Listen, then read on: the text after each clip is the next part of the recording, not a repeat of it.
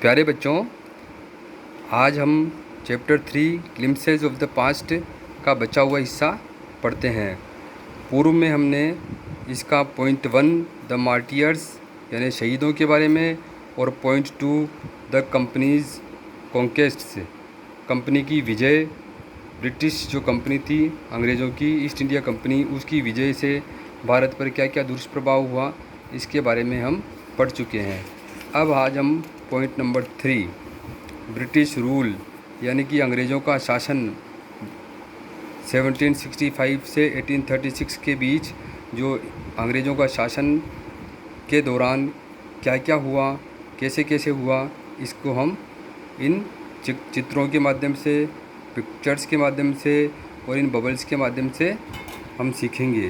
तो देखिए, first picture में है religious leaders preached ideas like untouchability and child marriage. हमारे उस समय की जो धार्मिक उपदेशक थे, धार्मिक नेता थे, उन्होंने प्रीच्ड उपदेश दिया, इस प्रकार के तर्कों का उपदेश दिया कि छुआछूत का और चाइल्ड मैरिज यानी कि बाल विवाह के उपदेश दिए। अर्थात इस प्रकार के उन्होंने गलत उपदेश दे करके अंधविश्वासों में जनता को डाला। ये कह रहे हैं बबल के माध्यम से, उपदेशक हैं जो anyone who crosses the seas loses his religion, जो भी समुद्र पार करके जाता है उसका वह अपना धर्म खो देता है, उसका धर्म नष्ट हो जाता है, जबकि यह हम देखते हैं कि गलत बात है। अब आगे देखो, ये दूसरे जो धार्मिक उपदेशक हैं ये क्या कर रहे हैं, all the misery to the world is due to women. All the misery यानी कष्ट, संसार में जो भी कष्ट हैं, वर्ल्ड के जो भी कष्ट हैं वो ड्यू टू यानी कारण से, वुमेन यानी औरतों के कारण से हैं। तो यह उपदेश ये दे रहे हैं कि औरतें जो है इस संसार के अंदर जो भी कष्ट हैं उनका कारक हैं। ये भी इन्होंने बहुत ही गलत उपदेश दिया, ये औरतों को सबके लिए जिम्मेदार ठहरा रहे हैं। अब देखिए तीसरी पिक्चर में, यहाँ पर दो अंग्रेज़ आपस में बातचीत कर रहे हैं और यहाँ पर एक इंडियन इनका सेवक हाथ जोड़ रहा है। दोनों अंग्रेज़ आपस में क्या बातचीत कर रहे हैं, ऊपर लिखा हुआ है the truth was that Indians had lost self respect. सत्य बात यह है कि भारतीय लोगों ने अपना आत्मसम्मान खो दिया है, सेल्फ रिस्पेक्ट, अपने आप को कमज़ोर समझने लगे हैं।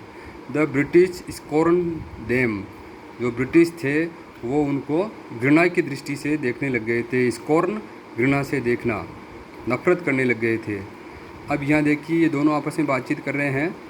ये जो बात कर रहे हैं इनकी बबल यहाँ पे है, the natives are unworthy of trust. Natives यानी मूल निवासी, यानी इस धरती के, भारत की धरती के मूल निवासी जो हैं वो अयोग्य हैं, ऑफ ट्रस्ट यानी विश्वास के पात्र नहीं हैं। इनकेपेबल का मतलब भी अयोग्य, ऑफ ऑनेस्टी ईमानदारी के भी अयोग्य हैं। अर्थात भारत के लोग ट्रस्ट, विश्वास और ईमानदारी के में अयोग्य हैं, उन पे नहीं किया जा सकता विश्वास।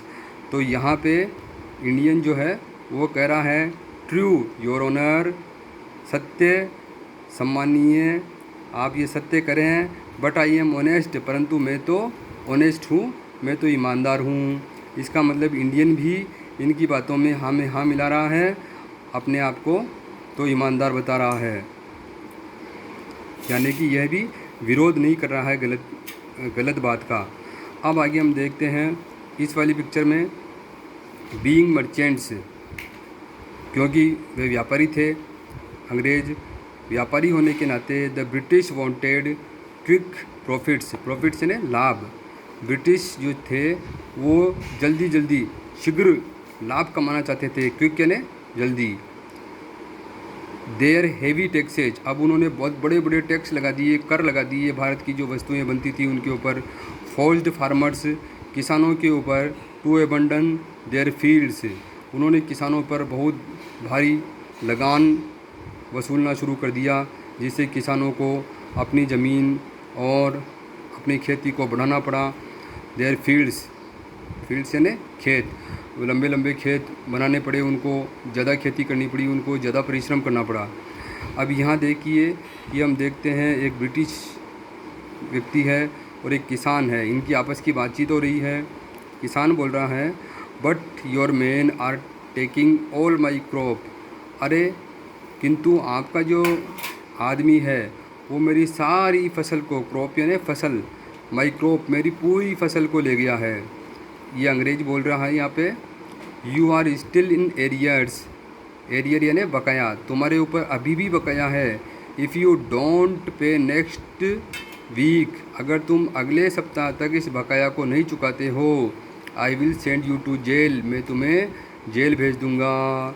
यानी कि इसकी सारी क्रॉप ले ली और इसके बावजूद इससे कह रहे हैं कि और दो बाकी की क्रॉप हमको, और लगान दो। इस प्रकार से ये हमारे किसानों का शोषण कर रहे थे। अब इसके बाद हम आते हैं अगली पिक्चर पे। इसमें ब्रिटिश व्यापारी वगैरह हैं, इनकी आपस की बातचीत चल रही है। तो इस पिक्चर में क्या है, ऊपर देखो, still the British invented other methods. इसके बाद भी जो अंग्रेज़ थे उन्होंने इन्वेंटेड आविष्कार किए, खोजे, अदर मेथड्स दूसरे तरीके, which gave them more profits, जिससे उनको और अधिक लाभ मिले। अंग्रेज ऐसे ऐसे नए नए तरीके लेके आए जिनसे और उनको ज़्यादा से ज़्यादा लाभ मिलता जाए। तो इसमें देखिए ये कह रहा है एक ब्रिटिश व्यक्ति, the goods manufactured in England, goods यानी सामान, मैन्युफैक्चर्ड यानी जो उत्पादन होता है इंग्लैंड में, इंग्लैंड इनका खुद का देश है, should not have any import duty, उस पर किसी प्रकार की इम्पोर्ट ड्यूटी, आयात शुल्क नहीं लगना चाहिए।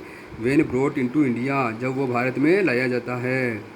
इसका मतलब अभी या पुराने ज़माने में जब किसी दूसरे देश से हमारे देश में जब सामान आता है तो उस पर आयात शुल्क, इम्पोर्ट ड्यूटी लगाई जाती है, ताकि वह सामान सस्ता नहीं पड़े, क्योंकि यहाँ का जो हमारा सामान होता है उस पर पहले ही भारी भरकम टैक्स होते हैं। तो अगर विदेशी सामान सस्ता पड़ेगा और हमारा यहाँ का सामान महंगा पड़ेगा तो सभी लोग विदेशी सामान को ख़रीदेंगे, जिससे हमारा सामान, हमारा बिजनेस, हमारी फैक्ट्रियाँ बंद हो जाएगी और हमारे यहाँ के लोग बेरोज़गार हो जाएंगे। तो इस प्रकार से अब आगे ये क्या करें हैं, ये दूसरा व्यक्ति बोलता है, ए गुड आइडिया, अरे ये तो बहुत अच्छा विचार है, हमारे सामान पे किसी प्रकार का टैक्स नहीं लगे, ये तो बहुत अच्छी बात है। The East India Company's laws, East India Company के जो लॉज यानी कानून, बिगेन, उन्होंने शुरू कर दिया, टू क्रिपल, नष्ट करना, कमज़ोर करना, निर्बल बनाना, इंडियन इंडस्ट्रीज़, भारतीय जो उद्योग थे उनको कमज़ोर करना शुरू कर दिया, क्योंकि भारत की जो इंडस्ट्रीज़ थी उनका सामान महंगा पड़ने लग गया, यहाँ पे भारी भरकम टैक्स लगाए हुए थे। अब इसका रिजल्ट इस दूसरी पिक्चर में हमको दिख रहा है, क्योंकि इंग्लिश जो सामान था वो सस्ता पड़ रहा था और यहाँ के सामान पे भारी भरकम टैक्स लगाने से देखिए क्या स्थिति हो रही है।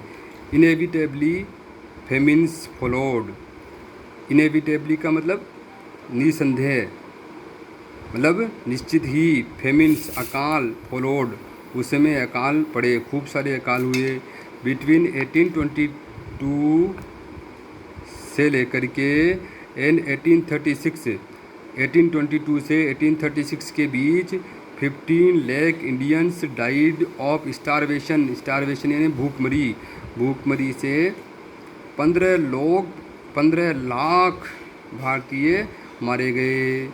अकाल के दौरान इतनी भूखमरी हो गई, खाने को कुछ नहीं मिला, 15 लाख लोग मारे गए। अब देखिए इस पिक्चर के अंदर क्या हो रहा है, एक व्यक्ति बैठा है, बिल्कुल गरीब सा दिख रहा है, हड्डियाँ निकली हुई है। अब ये कह रहे हैं द ब्रिटिश पॉलिसीज़, अंग्रेज़ों की जो नीतियाँ थी उन्होंने रूइंड, नाश कर दिया, द एक्सपर्ट आर्टिसंस, जो विशेषज्ञ कलाकार थे, एंड देयर बिजनेस, और उनके व्यवसाय को। अंग्रेज़ों की जो नीतियाँ थी उन्होंने बड़े बड़े अच्छे अच्छे कलाकार और विशेषज्ञ जो अपना सामान यहाँ भारत में हमारे बनाते थे, उनका सबका सामान और कला और वो सब धरी की धरी रह गई, उनका सारा व्यवसाय चौपट हो गया, क्योंकि अंग्रेज़ों का सामान सस्ता पड़ने लग गया था। अब आगे के देखिए, इसमें राजा ये राम मोहन राय, 4th पॉइंट पे है राम मोहन राय 1772 से 1833 तक। राम मोहन रॉय ए लर्नड मैन, लर्नड यानी विद्वान, शिक्षित, पढ़े लिखे व्यक्ति थे, फ्रॉम बंगाल के। अंडरस्टूड, उन्होंने इस चीज़ को समझा। What was wrong with the country, country के साथ, हमारे भारत देश के साथ क्या गलत हो रहा था, ये बोलते हैं राजा राम मोहन राय। यहाँ बोल रहे हैं बबल में, let's not despise ourselves, despise कोसना, हमें अपने आप को नहीं कोसना चाहिए। आवर एंशंट कल्चर, हमारी जो एंशंट यानी पुरानी, पुरानी जो संस्कृति है, इज़ ग्रेट, बहुत बड़ी महान संस्कृति है, हमारा देश बहुत महान है। एंड वी आर केपेबल, और हम अभी भी योग्य हैं, ऑफ ग्रेटर अचीवमेंट्स, बड़ी बड़ी उपलब्धियां हासिल करने के लिए। अचीवमेंट्स यानी उपलब्धियां। We must first reform our society, हमें सबसे पहले, फर्स्ट यानी पहले, रिफॉर्म में सुधार करना चाहिए, हमारी समाज का सुधार करना चाहिए। समाज में कुछ गलत अंधविश्वास आ गए हैं। Superstitions have been ruining us, superstitions यानी अंधविश्वास, वह हमको रूइनिंग, हमारा नाश कर रहे हैं। अंधविश्वास जो हैं, जैसे अभी हमने देखा था पूर्व वाली पिक्चर में, यहाँ पे एक महात्मा करे हैं, उससे पहले यहाँ महात्मा करें, ये अंधविश्वास की बातें कर रहे हैं, बाल विवाह की, अनटचेबिलिटी, छुआछूत की, और विदेश में जाने, समुद्र पार करके विदेश जाने पर धर्म के नष्ट होने की, इस प्रकार की जो अंधविश्वास हैं उनको ख़त्म करने के लिए, छोड़ने के लिए राजा राम मोहन राय यहाँ करे हैं। अब यहाँ पे अगली पिक्चर में वो अपनी वाइफ से बात कर रहे हैं, अपनी पत्नी से बात कर रहे हैं।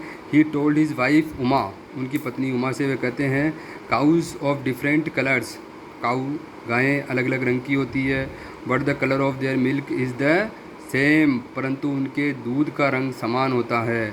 Different teachers have different opinions, अलग अलग शिक्षक, अलग अलग उपदेशक अलग अलग धारणाएं प्रस्तुत करते हैं, उनकी अलग अलग धारणाएं होती है। बट द एसेंस, एसेंस यानी सार, ऑफ एवरी रिलीजन, प्रत्येक धर्म का जो सार है, इज़ द सेम, वह समान होता है। अलग अलग धर्मों के अलग अलग उपदेश हो सकते हैं, परंतु उन उपदेशों का अगर सार निकाला जाए तो वह सभी समान होते हैं। ये बात करें इसके अंदर। He was attracted by science and modern knowledge, way modern आधुनिक नॉलेज, ज्ञान और साइंस विज्ञान से अट्रैक्टेड यानी प्रभावित, वे आधुनिक ज्ञान विज्ञान से बड़े प्रभावित हुए। नॉलेज, वे कह रहे हैं लोगों से कि नॉलेज जो ज्ञान है शुड बी प्रैक्टिकल, वह व्यावहारिक होना चाहिए, एंड साइंटिफिक और वैज्ञानिक होना चाहिए। उसको प्रयोग द्वारा हमको देखना चाहिए कि ये सही है या गलत है, और व्यावहारिक जो हमारे जीवन में काम आने वाला होना चाहिए, इस प्रकार का ज्ञान होना चाहिए, अंधविश्वास वाला ज्ञान नहीं होना चाहिए। नीचे he started newspapers but the suspicious British stopped, उन्होंने समाचार पत्र भी शुरू किए लोगों को समझाने के लिए और भारत की प्रगति के लिए, परंतु जो संदेहास्पद जो अंग्रेज़ थे, अंग्रेज़ों को संदेह था इससे भारत के लोग, उनमें जागृति आएगी और हमारे खिलाफ़ खड़े हो जाएंगे, इसलिए उन्होंने स्टॉप्ड रोक दिया, इन न्यूज़पेपर का प्रकाशन रोक दिया 1823 में। अब आगे देखिए, ये राजा राम मोहन राय, ही क्रॉस्ड द सीज, उन्होंने समुद्रों को पार किया, एंड वेंट टू इंग्लैंड, और अंग्रेज़ों के देश इंग्लैंड गए, टू सी, देखने के लिए, what made the British powerful, कि अंग्रेज़ों को इतना शक्तिशाली किसने बना दिया, कैसे बन गए इतने शक्तिशाली। देयर ही टोल्ड देम, वहाँ वे अंग्रेज़ों से बोले, we accept you as rulers, हम तुम्हें अपने रूलर यानी शासक, अपने शासक के रूप में स्वीकार करते हैं। And you must accept us as subjects, परंतु तुम्हें भी सब्जेक्ट्स यानी जनता, हमें एक्सेप्ट यानी स्वीकार करना चाहिए, जनता के रूप में स्वीकार करना चाहिए।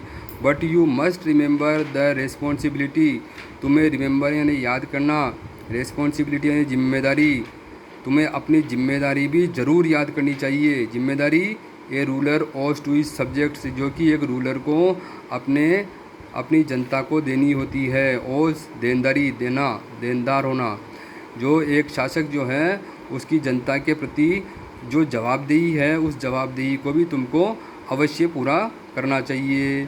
तो ये हमने पढ़ लिया बिंदु नंबर 4। अब अगले पार्ट में हम बिंदु नंबर 5 पढ़ेंगे, जो है ऑपरेशन जो अंग्रेज़ों ने हमारे ऊपर अत्याचार किए, किस प्रकार से अत्याचार हुए, ये अगले पार्ट में हम पढ़ेंगे। ठीक है मेरे प्यारे बच्चों, अच्छी तरह से ध्यान से पढ़ना।